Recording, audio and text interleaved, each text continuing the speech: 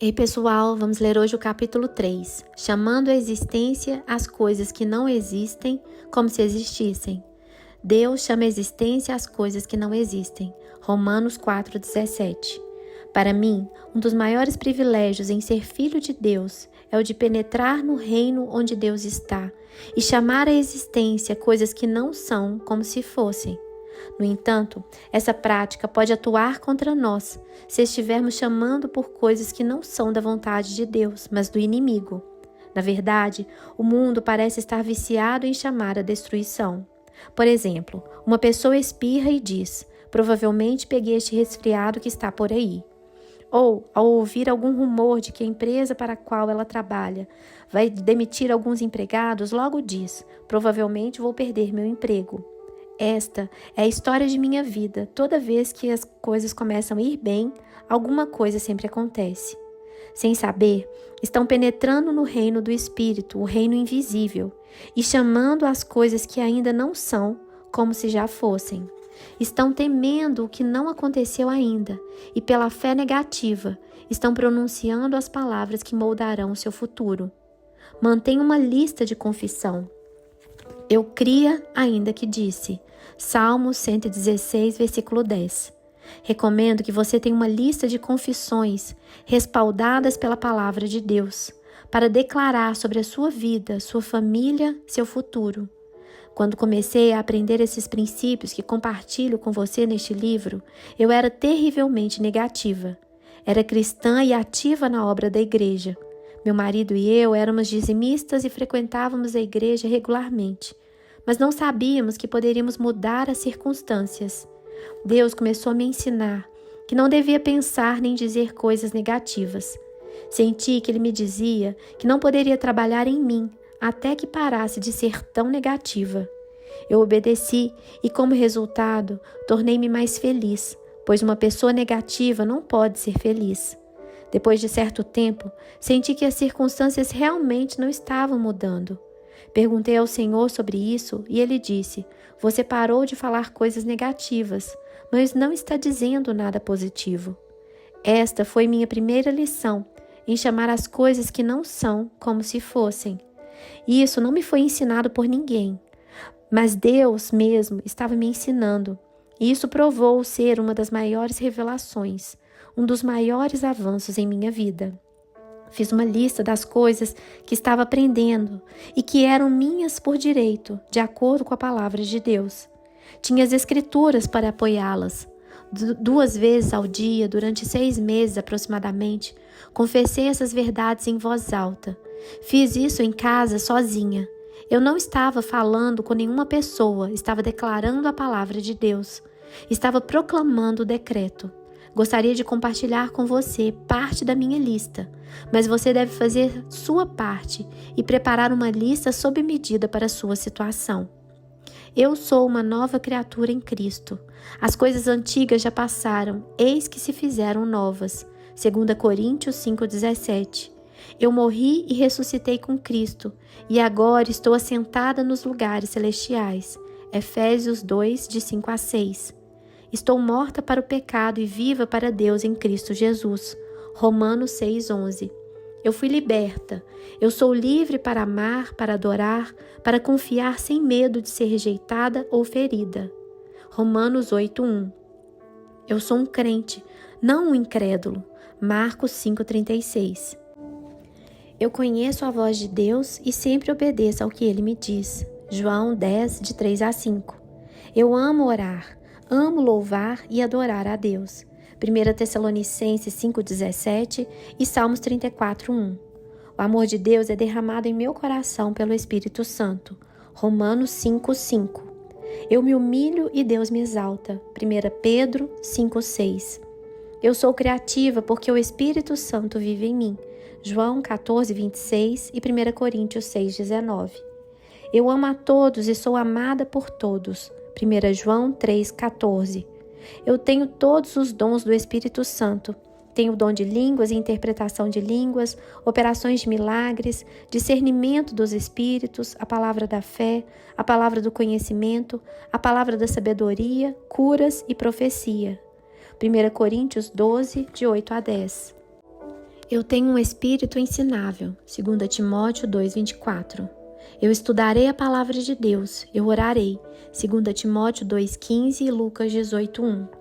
Eu nunca me canso quando estudo a palavra, oro, ministro ou busco a Deus, mas estou alerta e cheia de energia, e enquanto estudo, me torno mais alerta e mais forte, 2 Tessalonicenses 3:13 e Isaías 40:31. Eu sou uma praticante da palavra, eu medito na palavra durante todo o dia, Tiago 1:22 e Salmo 1:2. Eu sou ungida de Deus para ministrar, aleluia, Lucas 4:18. Trabalhar é bom, eu gosto do trabalho, Eclesiastes 5:19. Eu faço todo o meu trabalho com excelência e grande prudência, fazendo o melhor em todo o meu tempo, Eclesiastes 9:10, Provérbios 22:29, Efésios 5, versículos 15 e 16. Eu ensino a palavra, Mateus 28:19 e 20 e Romanos 12:7. Eu amo abençoar as pessoas e espalhar o Evangelho, Mateus 28, de 19 a 20. Eu tenho compaixão e compreensão por todos, 1 Pedro 3:8. Eu imponho as mãos nos doentes e eles são curados, Marcos 16:18. Eu sou uma pessoa responsável, eu gosto da responsabilidade, 2 Coríntios 11:28 e Filipenses 4:13. Eu não julgo meus irmãos em Cristo Jesus segundo a carne. Eu sou uma mulher espiritual e não sou julgada por ninguém. João 8:15, Romanos 14:10 e 1 Coríntios 2:15. Eu não odeio ou ando na falta de perdão. 1 João 2:11 e Efésios 4:32. Eu lanço todas as minhas ansiedades no Senhor porque Ele cuida de mim. 1 Pedro 5:7. Eu não tenho um espírito de covardia, mas de poder, de amor e de moderação. 2 Timóteo 1:7. Eu não temo os homens, não temo a ira do homem. Jeremias 1:8. Eu não temo, eu não me sinto culpada ou condenada. 1 João 4:18 e Romanos 8:1. Eu não sou passiva em coisa alguma, mas eu lido com todas as coisas em minha vida imediatamente. Provérbios 7:23 e Efésios 5, de 15 a 16. Eu levo todo pensamento cativo à obediência de Jesus Cristo, destruindo fortalezas, anulando sofismas e toda altivez que se levante contra o conhecimento de Deus. 2 Coríntios 10:5. Eu ando no Espírito o tempo todo. Gálatas 5:16. Eu não dou lugar ao diabo em minha vida. Eu resisto ao diabo e ele tem que fugir de mim. Efésios 4:27 e Tiago 4:7. Eu pego o diabo em todas as suas mentiras enganosas. Eu as lanço fora e escolho crer na palavra de Deus. João 8:44 e 2 Coríntios 2:11 e 10:5. Nenhuma arma forjada contra mim prosperará, mas toda língua que ousar contra mim em juízo, eu a condenarei. Isaías 54:17. Como um homem imagina em sua alma, assim ele é. Portanto, todos os meus pensamentos são positivos. Eu não permito que o diabo use meu espírito como uma lata de lixo, meditando em coisas negativas que ele me sugere. Provérbios 23:7. Eu não penso de mim mesma além do que convém. Romanos 12:3. Eu sou tardia para falar, pronta para ouvir e tardia para me irar. Tiago 1:19. Deus abre minha boca e nenhum homem pode fechá-la. Deus fecha minha boca e nenhum homem pode abri-la. Apocalipse 3:7. Eu não falo coisas negativas. Efésios 4:29. Eu me proponho a não transgredir com a minha boca. Eu falarei da justiça e do louvor ao Senhor todo dia. Salmo 17:3 e 35, versículo 8. Eu sou uma intercessora. 1 Timóteo 2:1. A instrução da bondade está na minha língua. A delicadeza está em meu toque. A misericórdia e a compaixão estão em meus ouvidos. Provérbios 31:26. Eu faço o que digo que farei. Chego ao meu destino à hora certa. Lucas 16:10 e 2 Pedro 3:14. Eu nunca prendo um irmão com as palavras da minha boca. Mateus 18:18. Eu sou sempre um encorajador positivo. Eu edifico e construo. Eu nunca arrasei ou destruí. Romanos 15:2. Eu clamo ao Deus Todo-Poderoso que age em meu favor e me recompensa. 2 Crônicas 16:9. Eu cuido bem do meu corpo, eu me alimento bem, tenho uma boa aparência, eu me sinto bem, eu peso o quanto Deus quer que eu pese. 1 Coríntios 9:27 e 1 Timóteo 4:8. Eu expulso demônios, nada mortal pode me ferir. Marcos 16, versículos 17 e 18. A dor não pode prevalecer sobre o meu corpo, porque Jesus levou toda a minha dor. Isaías 53, 3 e 4. Eu não corro nem me apresso, eu faço uma coisa de cada vez. Provérbios 9, 2 e 21, 5. Eu uso meu tempo sabiamente. Todo o meu tempo de oração e estudo é gasto com sabedoria. Efésios 5, de 15 a 16. Eu sou uma esposa obediente e nenhuma rebelião há em mim. Efésios 5, 22 a 24 e 1 Samuel 15, 23. Meu marido é sábio, ele é o rei e sacerdote do nosso lar. Ele toma as decisões corretas. Provérbios 31, de 10 a 12, Apocalipse 1, 6 e Provérbios 21, 1. Todos os membros de minha família são abençoados em seus atos. Somos abençoados ao entrar e ao sair. Deuteronômio 28, 6. Meus filhos amam orar e estudar a palavra.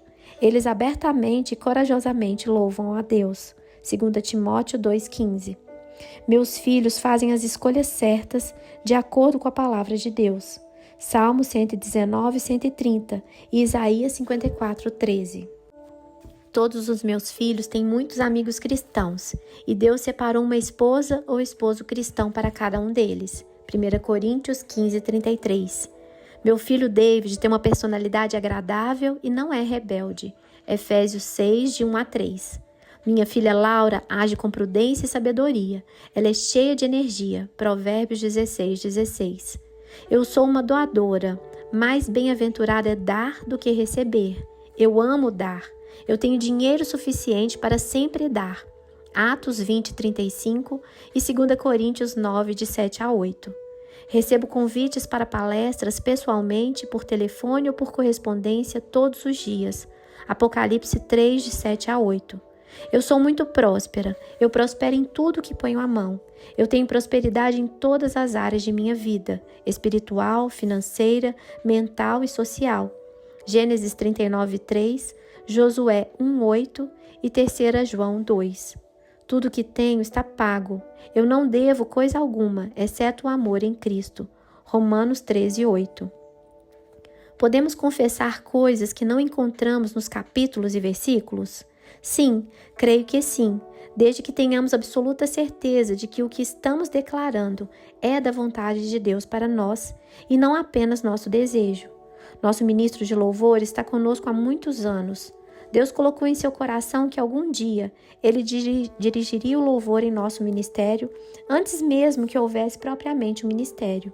Ele nos contou que Deus continuou colocando o desejo nele e finalmente disse-lhe: você precisa declarar esse desejo em voz alta.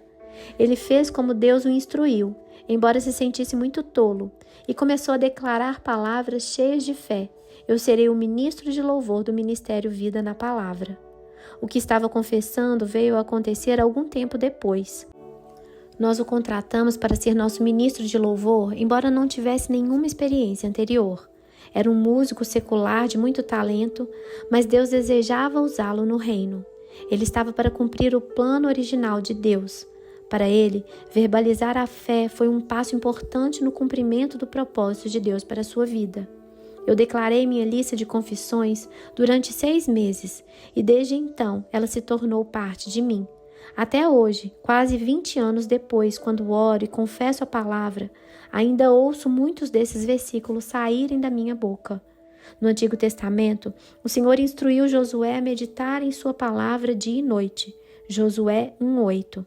No Salmo 119, 148 e em todos os lugares o salmista descreve como ele meditava constantemente na palavra de Deus. No Salmo 1:2, lemos sobre o homem reto. O seu prazer está na lei do Senhor e na sua lei. Medita de dia e de noite. Parte do meditar é murmurar, conversar alto consigo mesmo ou declarar alguma coisa. Confessar a palavra de Deus ajuda a interiorizá-la no seu coração. Hoje, olho para minha lista e fico absolutamente impressionada com tantas coisas que escrevi e que vieram a se realizar.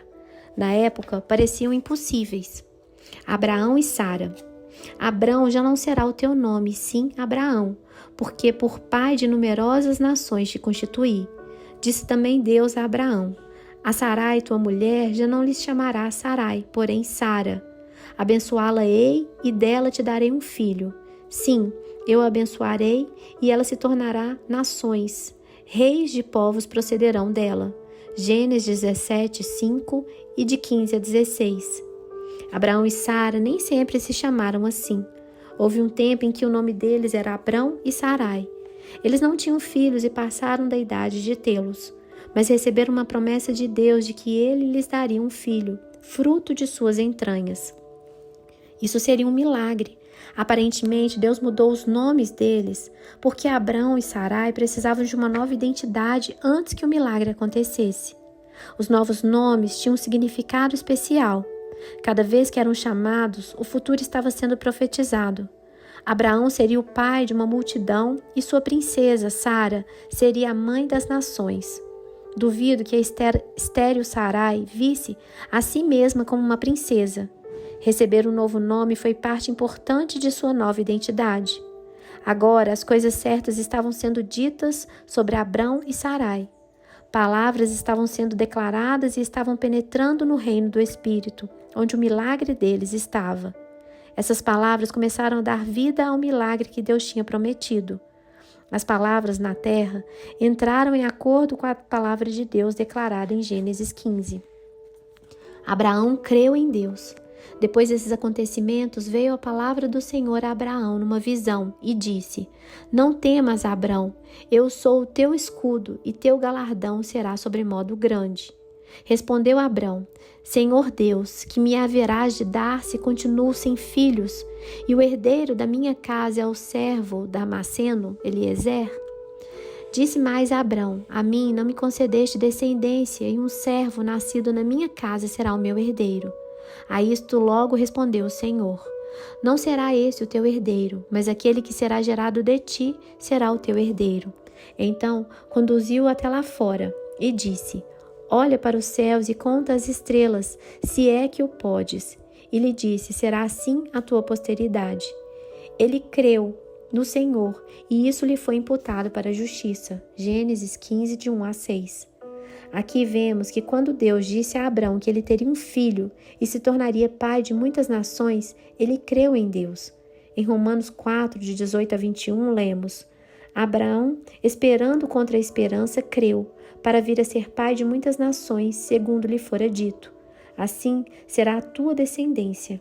E sem enfraquecer na fé, embora levasse em conta o seu próprio corpo amortecido, sendo já de 100 anos, e a idade avançada de Sara, não duvidou por incredulidade da promessa de Deus, mas pela fé se fortaleceu dando glória a Deus, estando plenamente convicto de que ele era poderoso para cumprir o que prometera. Assim como Abraão, jamais receberemos um milagre se não acreditarmos que Deus pode realizar o impossível. No caso de Abrão, o milagre prometido não ocorreu imediatamente. Muitos anos se passaram entre o tempo que Deus lhe disse que seria o pai de muitas nações e o nascimento de seu filho Isaque. Creio que é importante notar que não somente Abraão e Sara creram em Deus, mas as palavras proferidas por eles estavam sendo usadas para liberar a sua fé. Lembre-se, a versão amplificada da Bíblia de Romanos 4,17 diz que servimos um Deus que fala das coisas não existentes. A referência está em Gênesis 17,5, que narra como Deus mudou os nomes de Abraão e Sara. Falar de acordo com a palavra de Deus ou uma palavra específica que tenha sido dada ajuda a manter a fé fortalecida até que nossa manifestação aconteça. Em Amós 3,3, lemos: andarão dois juntos se não houver entre eles acordo? Não podemos andar de acordo com o plano de Deus se não estivermos de acordo com ele em nosso coração e com nossas palavras. A escolha é nossa. Os céus e a terra tomo hoje por testemunhas contra ti, que te propus a vida e a morte, a bênção e a maldição. Escolhe, pois, a vida para que vivas, tu e tua descendência. Deuteronômio 30:19. Creio que Deus está procurando pessoas em que implantar suas sementes de sonho. Para sonhar os sonhos de Deus, devemos estar dispostos a conceber, a concordar mentalmente com Deus. Em outras palavras, crer no que Deus diz. Crer é o primeiro passo importante, porque o que está no coração sairá de nossa boca. Porque a boca fala do que está cheio o coração. Mateus 12:34. Na introdução deste livro, eu disse que a boca expressa o que está na alma. Como definimos anteriormente, a mente é parte da alma. Atraímos as coisas que estão em nossa alma. Se nossa alma e nossa boca estiverem cheias de dúvida, descrença, temor e tudo de negativo, atrairemos essas coisas para nós. Por outro lado, se as mantivermos cheias de Deus e de sua palavra e de seu plano, isso é o que atrairemos. A escolha é nossa. Um dia abençoado para você. Até o próximo capítulo.